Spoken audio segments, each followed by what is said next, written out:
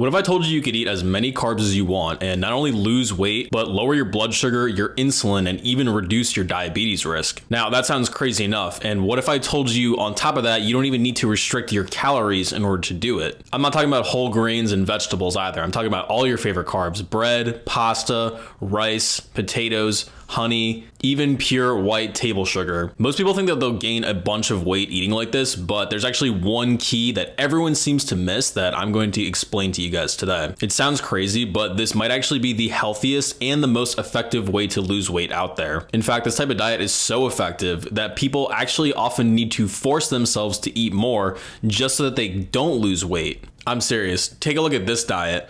This was, and I kid you not, 95% carbohydrate as rice, juice, and pure white sugar. And people often needed to be prescribed extra calories just so that they didn't lose too much weight. But this is not the only example. In fact, there are tons of documented examples of this type of diet working to perfection without needing to even think about lowering the amount of calories that you're eating. Take this study, for instance. They had people increase the amount of carbohydrates in the diet by 10%. These people were told they could eat as much as they wanted, and their weight dropped like a rock during these studies. Again, no calorie restriction, no nothing. All they did was increase the amount of carbs in their diet. Let's take a look at this study. Here they gave people 3 different diets. The first one was 58% of the calories from carbs and 12% from protein. The next diet was 45% from carbs and 25% from protein. And then the third diet was 40% from fat. The first 2 diets, the higher carb diets, those are the diets that substantially lost weight here, while the third diet didn't really have any results at all. In fact, they actually gained weight. And again, we're not doing anything in these studies besides telling people the composition of your diet and saying you can eat as much of this as you want. Specifically, they actually lost a lot of fat in the belly area. Here's another one. And this one, they took the amount of calories that they're consuming from carbs, increased it by about 17%. And what happened? They lose weight once again. And once again, they did not need to change their calories whatsoever relative to the other group. They ate the same amount of calories. All they did was eat a higher carb diet, and it resulted in a dramatically better weight loss. This one is even crazier. This one's a 70% carb diet for 4 weeks.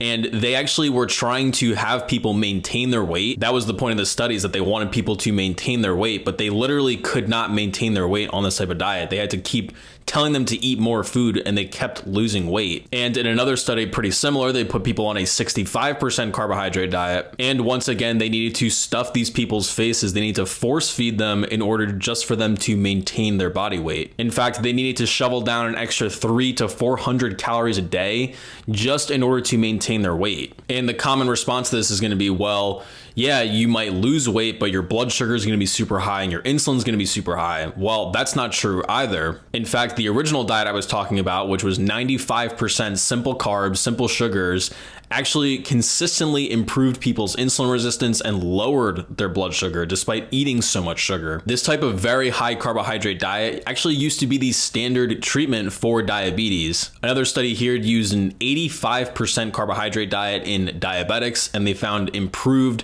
insulin and lower blood sugar, improved insulin sensitivity overall. Once again, no calorie restriction. All they did was put these people on the high carb diet. An even crazier set of experiments showed that an 80% sugar diet, meaning 80% of the diet is literally just from table sugar, still was able to improve glucose tolerance, which is insulin sensitivity essentially, and lower blood sugar amounts. In fact, they put people on multiple different diets of varying amounts of sugar, and the 80%, which is the highest sugar diet in that study, actually performed the best in terms of their metabolic outcomes. The title of this next study is actually one of my favorites. It's literally called Increased Carbohydrate Tolerance in Diabetics Following Hourly Administration of Glucose, that's carbs, and Insulin over Long Periods. That's literally the title of this study. So it really doesn't get more clear cut than that. They were helping people's diabetes literally just by constantly feeding them carbs and insulin. Now, it might be a bit of a difficult transition for you if you haven't done this approach. You might not know what to eat. You might not know how to incorporate it. You might not know how to track your food. You might not know what the right maybe supplements or different food sources to consume that are going to be best for your body. And if that does sound like you and you want some support, definitely click here, schedule a free call with us. We'll be able to walk you through everything that you need. It's a very comprehensive service, and we've helped tons of people with this higher carb, lower fat approach, and you can be next. And we have a ton of success stories. So definitely schedule a free call with us if you want help with not just with this, with any of your other health goals. So how is this all possible? Because it's so common to hear people say, oh, well, when I eat carbs, I just blow up. I gain a bunch of weight whenever I eat carbs. Well, the key to making a high carb diet work is lowering the amount of fat in the diet. And this is the main problem, because when people think about eating carbs, they're really thinking about eating junk food, which is both high in carbs, but also much higher in fat. If you think of any type of junk food, potato chips, donuts, French fries, cheeseburgers, pizza, anything like that is actually higher in fat in terms of how many calories you're eating than it is in carbs. That's because these foods, they're drenched in oils.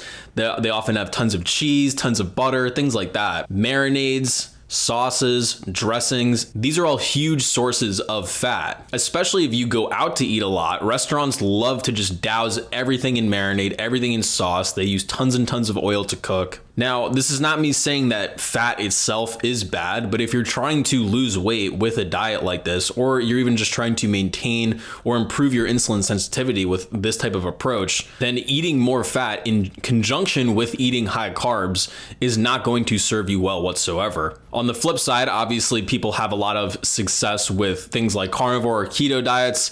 I'm not a particular fan of those approaches, but that's a topic for a different video. But the key there is that that diet is much higher in fat, but it's very low carb. And then the diets that I just described are all very high carb, but they're much lower in fat. So the bottom line is, if you want to take this approach and have a diet that can improve your metabolic health, and you don't need to think about eating calories, you need to kind of pick one of the two. And going through all these studies, it seems like the cutoff for the higher carb, lower fat approach, it seems like the cutoff is right around 30% of your calories from fat. Anything above that, you're not going to get the benefits of the high carb approach. Below that, you're in much better shape. And this actually completely lines up with what we see on a population level. People like to think that we eat more carbs today, but that's actually not true. In fact, the proportion of our calories from fat has increased over the last 50 or so years. The average American eats right around 35% of their calories from fat. And they're obviously not eating like a keto or carnivore diet. They're eating a high carb and a high fat diet. In fact, if you look at what obese people eat, they're not eating a higher amount of carbohydrates. In fact,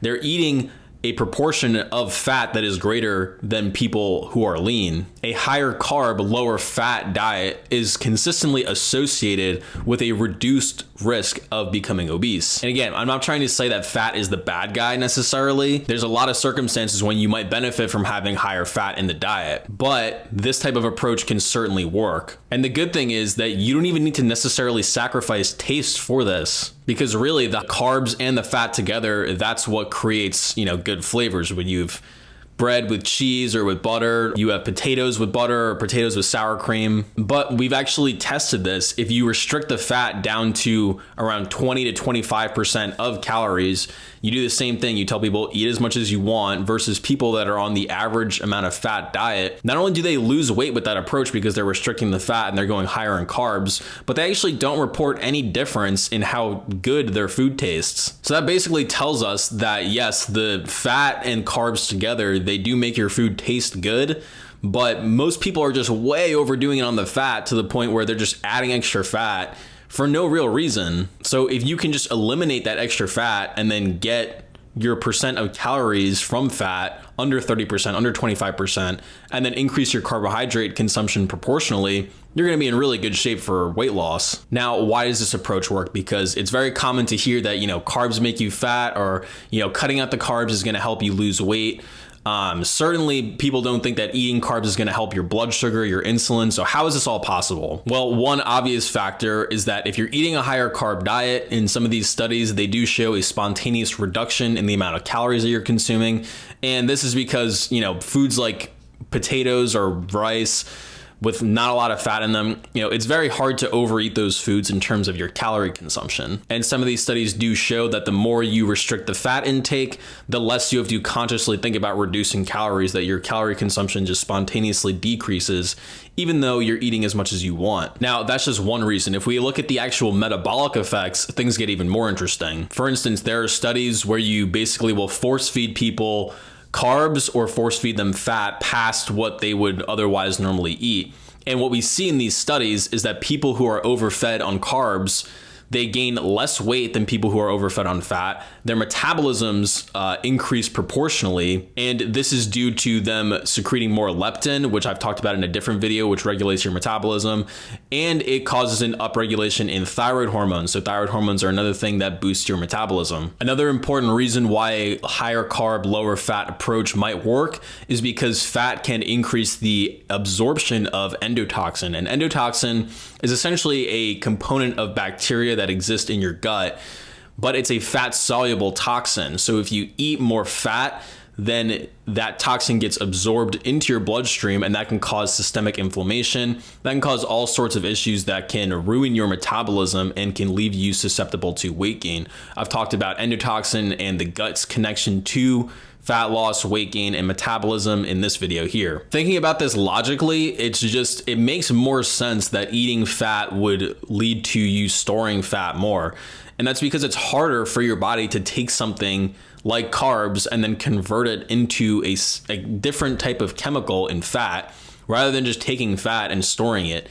And we know this because there are studies showing that if you're storing fat in your fat tissue, that fat is coming primarily from dietary fat. The contribution of carbs being turned into fat relative to what you're storing is very low compared to the dietary fat. I mean, this makes perfect sense. Obviously, it's more difficult for your body to synthesize a new compound as opposed to just taking a compound and storing it. Now, in terms of the blood sugar and insulin effects, this is where it's very interesting. It might seem counterintuitive that eating more carbs and eating more sugar is actually good for your blood sugar. It can lower it, but this actually makes perfect sense once we understand what's going on here. The main thing that happens is that when you restrict carbs, then your body has no choice but to liberate more fat from the fat tissue, and obviously you're eating more fat probably. So there's more free fatty acids in your bloodstream, and these free fatty acids actually inhibit your cell's ability to metabolize sugar or carbs. So then what happens if your body can't metabolize the sugar that's in your blood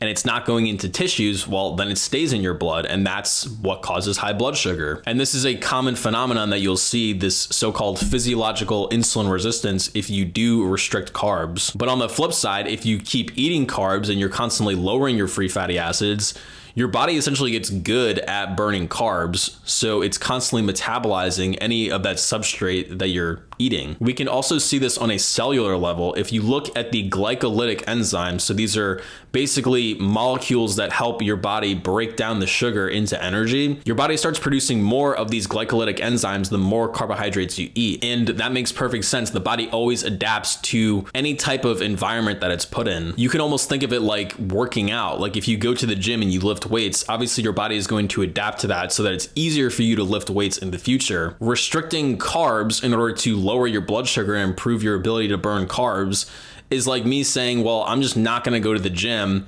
and therefore I'm going to somehow get stronger and put on more muscle. And then there's this idea that having high levels of insulin causes insulin resistance. And this is true in a certain sense. If you have chronically elevated insulin, like if you just give someone insulin over like a 24-hour period, yeah, their body will start to resist that insulin after a while, but that's not a realistic physiological, like real world case. What happens when you eat carbs is that you have a spike in your insulin, and then it drops back down if you're healthy, of course. And this is known as pulsatile insulin. So basically short peaks in your insulin levels. Pulsatile insulin is known to improve insulin sensitivity. It's the chronically elevated insulin that's the real problem here. But aside from that, that's gonna wrap it up for this video. Leave any questions you have below in the comment section, and I will see you guys in the next one.